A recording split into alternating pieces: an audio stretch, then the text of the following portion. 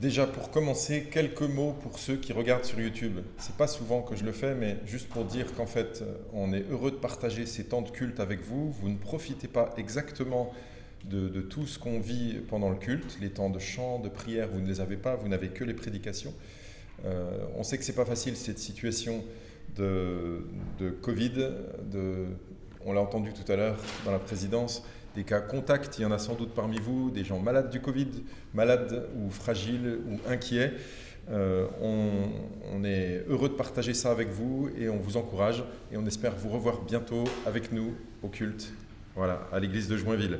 Merci aussi à ceux qui nous regardent, parce qu'il y en a quelques-uns, je sais, et qui ne sont même pas de notre église, et donc notamment en Picardie, on a un fidèle parmi les fidèles qui nous suit depuis qu'on est sur YouTube, depuis le début de la pandémie. Voilà, une petite salutation, tu te reconnaîtras. Bon, je reviens avec vous. Ça va? C'était pas trop choquant? Bon, okay. Parce que ça pourrait vous arriver d'être à la maison, vous savez. Ça arrive de temps en temps. Et c'est pas forcément facile.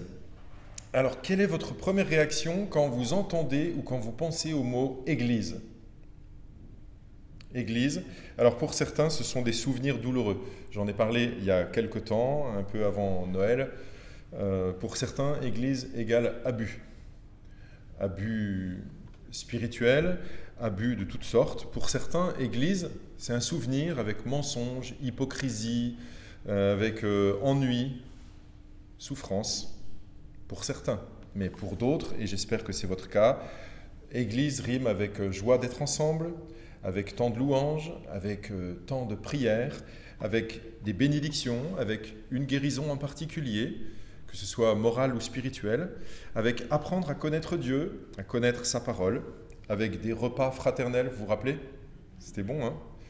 Avec des repas d'accueil des nouveaux, où on passait de très bons moments, avec des apéros dehors, oh là là, avec des temps de prière ensemble. Pour certains, l'église, ça rime avec « tiens, j'ai trouvé mon conjoint à l'église ». Pour d'autres, j'ai trouvé des amis et j'ai trouvé une famille. J'espère donc que vous avez plus de bons souvenirs de l'Église.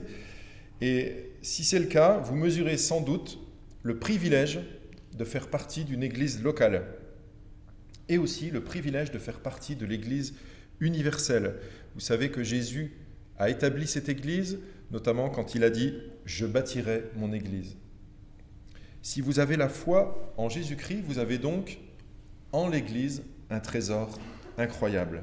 Et ce matin, je vais vous rappeler certains privilèges accordés à ceux qui ont la foi en Jésus-Christ. Alors je suis inspiré par l'étude biblique ou le groupe biblique qu'on a actuellement depuis quelques semaines. On est en train de creuser petit à petit dans l'épître aux Éphésiens. Et donc, je vous exhorte à lire cet épître aux Éphésiens et notamment là je vais lire quelques extraits. Donc j'en suis dans Éphésiens chapitre 2 au verset 4 et 5. Éphésiens 2 versets 4 et 5. Mais Dieu est riche en compassion à cause du grand amour dont il nous a aimés, nous qui étions morts en raison de nos fautes. Il nous a rendus à la vie avec Christ, c'est par grâce que vous êtes sauvés. Je pense qu'il nous faudra sans doute toute une vie pour bien comprendre ce qu'est la grâce de Dieu. En général, on pense, en tout cas intellectuellement, avoir très bien compris. Nous ne sommes pas sauvés, on peut le lire dans la Bible et on connaît ces textes, nous ne sommes pas sauvés parce que nous avons, alors je ne sais pas si tout le monde va être d'accord, hein, écoutez bien, nous ne sommes pas sauvés parce que nous avons décidé d'arrêter de commettre des fautes. C'est bien de décider d'arrêter de commettre des fautes, mais ce n'est pas pour ça qu'on est sauvés. Nous ne sommes pas non plus sauvés parce que nous réussissons à moins désobéir qu'avant ou moins désobéir aux commandements que les autres. Nous sommes sauvés par un seul mot, par grâce. Nous n'avons pas obtenu le salut par nos mérites. Alors imaginez quelqu'un qui croit qu'on peut obtenir le salut par nos mérites. Quelqu'un qui n'a pas compris ou pas entendu parler de Jésus-Christ et de la foi en Jésus-Christ. Donc cette personne pourrait venir à l'église, comprendre qu'il faut obéir à Dieu, puisqu'elle entendrait parler des commandements de Dieu, elle le comprendrait, puis, par bonne volonté, décider d'arrêter de pécher, mettre sa vie en règle, donc ne plus pécher ou presque, et finir par se sentir juste aux yeux de Dieu. Pourquoi ? Parce qu'elle fait ce qu'il faut, elle obéit, donc cette personne se sent juste aux yeux de Dieu. Et pourtant, ses péchés passés ne seraient pas effacés, pardonnés. C'est pas parce qu'on décide à partir d'un moment d'arrêter de faire le mal que tout le reste est oublié. Cette personne donc ne serait pas juste aux yeux de Dieu. Elle aurait l'impression de l'être, mais elle ne le serait pas. Et que se passerait-il si cette personne péchait à nouveau ? Imaginez cette personne qui est venue à l'église, elle ne croit pas à la grâce de Dieu, elle pense qu'elle est juste parce qu'elle a juste obéi à Dieu, elle a commencé à obéir à Dieu, elle pense qu'elle est juste, et puis un jour elle pêche à nouveau. Quelque chose de plus ou moins grave, mais en tout cas, elle pêche. Est-ce qu'elle continuerait à se sentir juste, cette personne, à votre avis ? Non, parce que d'un seul coup, elle saurait qu'elle a désobéi. Donc, elle se sent injuste, puisque sa confiance reposait sur son obéissance. Donc, comme elle n'a pas obéi, elle ne se sent plus juste. Est-ce qu'elle aurait envie de venir à Dieu et venir à l'église ? Non, parce qu'elle ne se sent pas juste. Elle aurait plutôt envie de fuir, jusqu'à ce qu'elle ait fait assez de bonnes actions pour pouvoir se sentir à nouveau juste et revenir à Dieu et revenir à l'église. Mais combien de bonnes actions pour effacer une mauvaise ? Peut-être vous direz, tout dépend de la mauvaise, tout dépend de la profondeur de la mauvaise. Est-ce que c'est ça la vie chrétienne ? Est-ce que c'est se sentir juste que quand on est parfait ? Il y a une différence peut-être entre les sentiments et puis le fait d'être juste, déclaré juste par Dieu. Parce que s'il nous déclare juste, c'est pas parce qu'on est parfait, c'est parce que lui, il nous déclare juste. Pourquoi il nous déclare juste ? Est-ce que c'est parce qu'on a obéi ? Est-ce que c'est ça, le salut ? Non. Dieu nous déclare juste parce qu'il y en a un autre qui a obéi à notre place. Celui qui a obéi à notre place, c'est Jésus. On le sait bien sûr, mais on a besoin de l'entendre à nouveau. Personne parmi nous et parmi ceux qui nous regardent n'est juste parce qu'il obéit à Dieu, mais vous êtes juste uniquement si vous placez votre confiance en celui qui est juste, en celui qui n'a pas désobéi, en celui qui est mort à la croix. Donc nous sommes sauvés par grâce. Si nous péchons, même si nous avons envie de fuir, nous n'avons pas à fuir. Nous n'avons pas à fuir l'Église, nous n'avons pas à fuir Dieu. Nous pouvons toujours nous approcher de Dieu et lui demander pardon, et revenir à lui, et revenir à l'Église. Nous avons lu dans ce passage que Dieu est riche en compassion. Compassion, c'est un amour qui va loin. C'est à cause de son grand amour qui nous a rendus à la vie avec Christ. Ces derniers mois, nous avons tous connu des privations. On en connaît encore.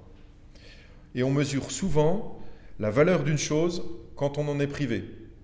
Vous le savez, on dit cela par exemple quand quelqu'un est mort, on dit là on se rend compte combien il nous manque, combien il était précieux. Il y a d'autres exemples. Quand on a été confiné, au début, on a commencé à mesurer qu'il nous manquait des choses. Vous avez vu ça, non ? Rien que l'envie d'aller dans un magasin, par exemple, l'envie d'aller dans le bois. Moi, j'avais jamais envie d'aller dans le bois de Vincennes, et quand on était confiné, j'avais qu'une envie, c'était d'y aller. Et je regardais à combien de kilomètres on était. Quand c'était 1 kilomètre, j'avais pas le droit. Quand c'était 10, j'ai dit yes. Et j'avais tout le temps envie d'aller dans le bois de Vincennes. Quand on n'a pas le droit d'aller à l'église, pendant le confinement, vous vous rappelez, ça a duré presque 2 mois quand même, en 2020. Mars à mai. On se rappelle la date, en mai ? La date de la libération ?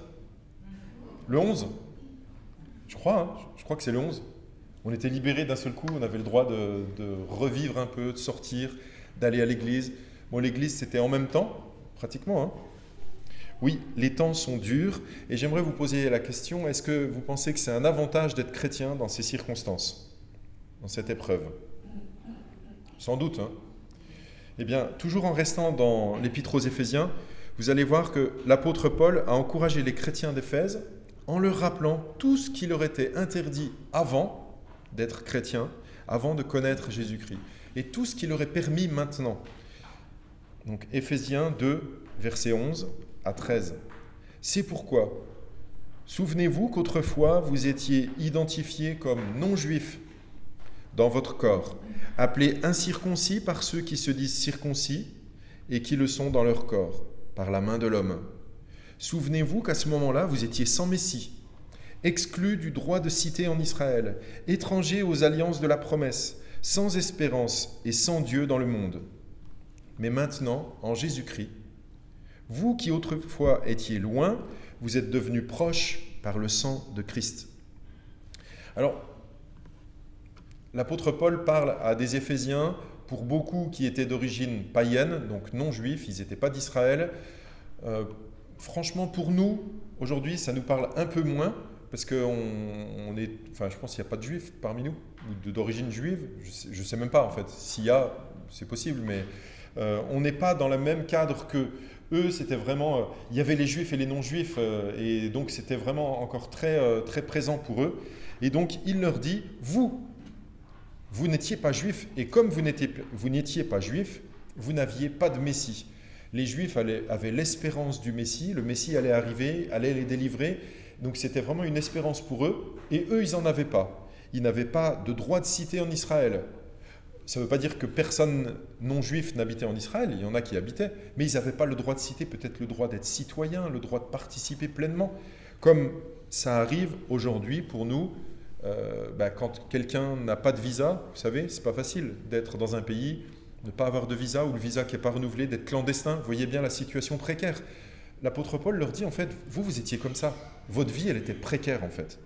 Vous étiez étrangers aux alliances de la promesse, sans espérance et sans Dieu. En fait, il leur rappelle le gouffre entre avant et maintenant, et il leur dit maintenant, vous avez une espérance. Vous avez un Dieu.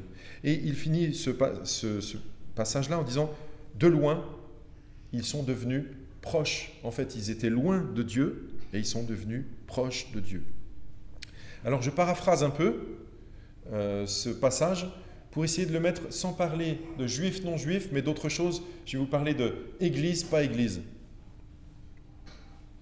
Je ne sais pas si ça va nous parler mieux.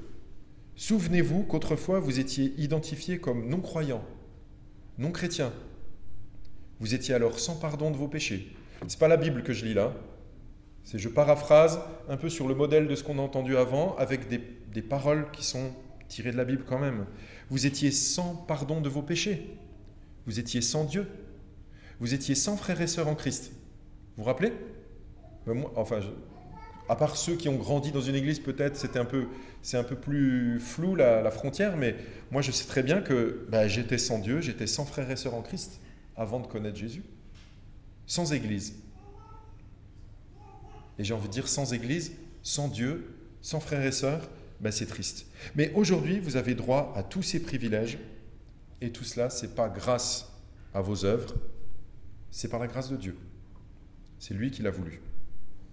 Alors, dans la suite, l'apôtre Paul reparle de ces deux groupes, juifs et non-juifs, et il dit que Dieu a pris ces deux groupes qui étaient séparés, et il les a unis, il a fait la paix entre deux grâce à Jésus, il les a réconciliés et il leur a donné la paix. Et je poursuis la lecture dans Éphésiens 2, verset 17. Il est venu, donc c'est le Christ, il est venu annoncer la paix à vous qui étiez loin et à ceux qui étaient près. À travers lui, en effet, nous avons les uns les autres accès auprès du Père par le même esprit. Ainsi donc, vous n'êtes plus des étrangers ni des résidents temporaires, vous êtes au contraire concitoyens des saints, membres de la famille de Dieu. Vous avez été édifiés sur le fondement des apôtres et prophètes, Jésus-Christ lui-même étant la pierre angulaire. C'est en lui que tout l'édifice, bien coordonné, s'élève pour être un temple saint dans le Seigneur. C'est en lui que vous aussi, vous êtes édifiés avec eux pour former une habitation de Dieu en esprit.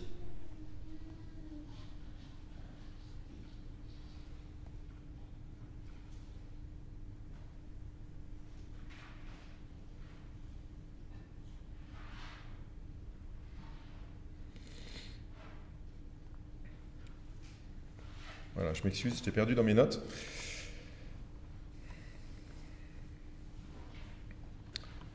Nous avons les uns les autres, à travers Jésus, accès, le verset 18 nous dit, accès auprès du Père par le même esprit. Je suis en train de parler ce matin des privilèges, en fait, que nous avons nous aussi en tant que chrétiens, et de voir qu'en fait, que ce soit ceux d'origine juive ou d'origine païenne, en fait, nous avons accès auprès du Père. C'est un privilège. Tout à l'heure, on a entendu parler de prière, de louange, de réaliser en fait que Dieu nous a donné accès auprès de lui. Nous avons accès auprès du Père par le même esprit. Ensuite, vous n'êtes plus des étrangers. J'ai parlé un tout petit peu avant de la situation de certains qui se trouvent dans un pays et qui n'ont pas de visa et qui sont inquiets. Et si la police me tombe dessus, je vais me faire expulser. Voilà, c'est compliqué.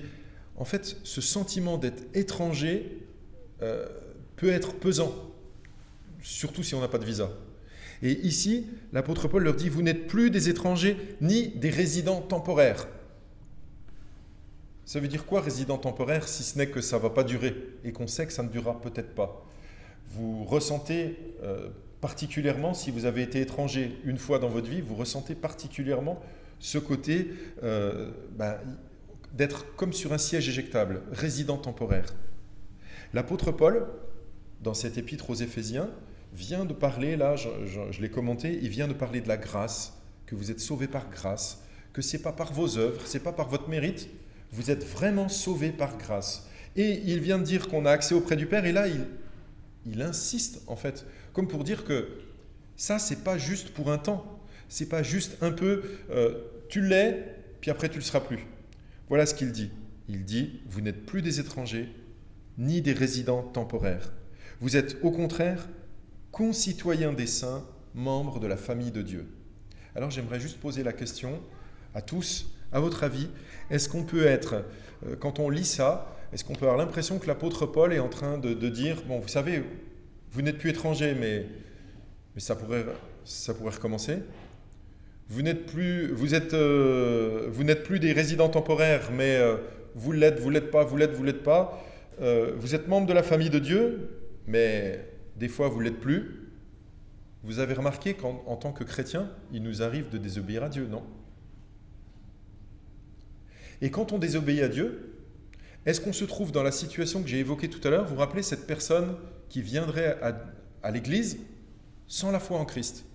Cette personne qui viendrait, qui commencerait à obéir à Dieu, parce qu'elle entend parler des commandements de Dieu, ou de plus en plus, donc elle a envie de conformer sa vie à Dieu pour pouvoir être en règle, pour pouvoir être sûr d'être bien devant Dieu, d'être juste. Mais quand cette personne pêche, elle se trouve comme étrangère, rejetée, elle a envie de fuir, et du coup elle se sent plus membre de la famille de Dieu. Elle se sent plus ayant accès auprès du Père. Elle se sent rejetée. Elle se sent plutôt comme justement un étranger, un résident temporaire qui n'a plus le droit de citer, pas en Israël, mais dans l'Église, plus le droit de citer vers Dieu. Alors, est-ce que l'apôtre Paul semble montrer qu'on peut être membre de la famille de Dieu, et puis quand on a désobéi à Dieu, va-t'en, on n'est plus membre de la famille de Dieu. C'est compliqué, hein? Mais c'est parfois ce qu'on ressent. Je suis membre, je suis plus membre. Je suis membre, je suis plus membre. Je suis aimé, je suis détesté. J'ai le droit de m'approcher, dégage. Et pourtant, la Bible dit, Dieu est riche en compassion. Nous sommes membres de la famille de Dieu. Et c'est un privilège. Un privilège qu'on doit cultiver, dont on doit se rappeler et qui doit nous encourager. Dieu est notre Père. Puisque nous sommes membres de la famille de Dieu, il est notre Père céleste. Est-ce qu'il l'est encore quand on lui désobéit?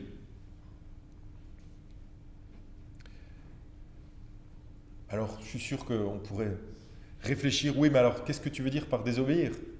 Quoi? Bien sûr, il y a peut-être des choses où vraiment, on va pousser le bouchon un peu loin, mais à chaque fois que vous aurez désobéi, et puis que vous vous repentirez, que vous reviendrez vers Dieu, est-ce que pendant la période où vous avez désobéi, vous n'êtes plus son enfant? Vous êtes rejeté, vous n'êtes plus membre, vous ne faites plus partie de la famille de Dieu. Vous vous rendez compte, ça serait on rentre, on sort, on rentre, on sort, on rentre, on sort. Quand vos enfants désobéissent, ceux qui sont parents, est-ce que d'un seul coup vous les détestez à vie et vous les rejetez à vie? Il y a des parents qui le font, hein. Malheureusement. Hein. Et dans un sens, on ne va pas leur jeter la pierre parce que peut-être qu'il y a des fois des situations qui font que c'est très compliqué et qu'ils ont été dépassés. Mais c'est triste en fait. Mais quand nos enfants désobéissent, on continue de les aimer, non? Et même des fois, ça peut être pendant quelques minutes ou quelques heures très difficile. Et puis après, on passe l'éponge. Et on dit non, c'est pas possible. Je ne peux pas rejeter mon enfant parce qu'il s'est mal comporté. Alors, j'aimerais vous encourager à repenser. Alors, si vous avez un père, je parle terrestre, hein, si vous avez un père terrestre qui est formidable, eh bien, je vais dire loué soit Dieu, tant mieux. Mais ceux où ce n'est pas tout à fait le cas, ou si le papa n'est plus là, imaginez un père, deux pères, trois pères terrestres qui seraient formidables. Vous pensez à des personnes, ou des hommes ou des femmes d'ailleurs, des pères ou des mères, vous pensez à les trois meilleurs qu'il puisse y avoir sur Terre. Je ne parle pas, n'imaginez pas Jésus, non, mais imaginez des gens que vous connaissez, puis des gens que vous appréciez beaucoup. Des gens qui sont comportés avec vous de manière toujours exemplaire, je ne sais pas, des modèles, un peu comme des coachs, des mentors, des gens où vous dites, waouh, ça c'est quelqu'un de super. Imaginez, vous prenez ces trois personnes-là, que ce soit des hommes ou des femmes, vous les réunissez ensemble, vous en faites un super père. D'accord? Vous avez ce super père-là, et c'est votre père, à partir d'aujourd'hui. Il est à vous. Quand vous allez désobéir, est-ce qu'il va vous rejeter? Si vous avez fait quelque chose de mal, est-ce qu'il va vous dire dégage? Et pourtant, c'est parfois ce qu'on pense de notre Père Céleste.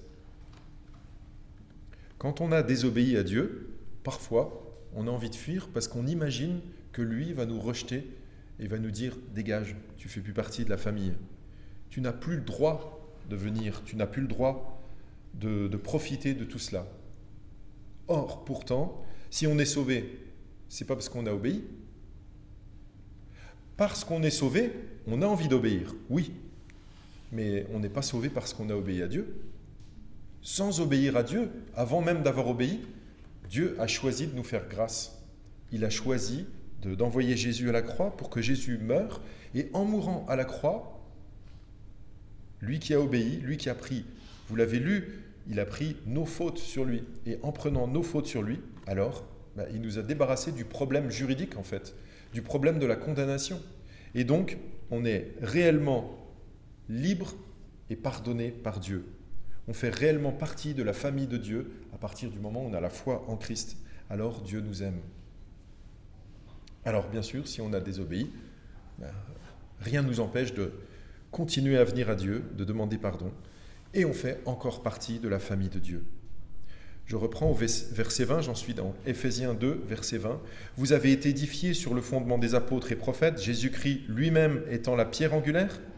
C'est en lui que tout l'édifice, bien coordonné, s'élève pour être un temple saint dans le Seigneur. » L'apôtre Paul, dans tout ce passage, parle de la construction de l'Église et il dit qu'en fait, juifs et non-juifs, les deux ont été construits à partir de cette même pierre. Il nous parle d'une pierre angulaire, celle sur laquelle tout l'édifice s'appuierait. Et il dit, nous sommes un temple saint dans le Seigneur. Et il s'adresse aux Éphésiens, il dit, mais vous, c'est ce que vous êtes aussi. Vous êtes édifiés avec eux pour former une habitation de Dieu en esprit. Et ça, c'est un privilège aussi de considérer qu'en fait, non seulement on fait partie de la famille de Dieu, c'est une famille. Je sais que certains sont très sensibles à cette notion de famille de Dieu.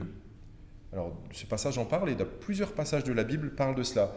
Nous sommes une famille et c'est formidable d'avoir des frères et sœurs. Mais nous sommes aussi, ici, il y a une autre image, nous sommes un temple saint. Et c'est merveilleux aussi de penser ce privilège. Nous sommes une habitation de Dieu en esprit. Nous sommes un temple saint dans le Seigneur. Donc, je me pose la question en ces temps de restrictions sanitaires, est-ce qu'on est un temple saint uniquement parce qu'on est ici ensemble, à votre avis? Non, bah non. L'Église, pour nous, dans notre foi, l'Église, c'est pas le bâtiment. Donc qu'on soit ici ou qu'on soit ailleurs, on est l'Église.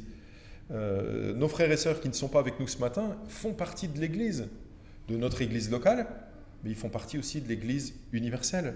Donc ensemble, qu'on soit ici ou ailleurs, que ce soit un dimanche matin ou n'importe quel jour de la semaine, ensemble, nous formons un temple saint dans le Seigneur, une habitation de Dieu en esprit.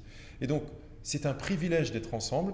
Bien sûr, il y a des choses qui manquent, je trouve, quand on n'est pas réunis ensemble vraiment physiquement.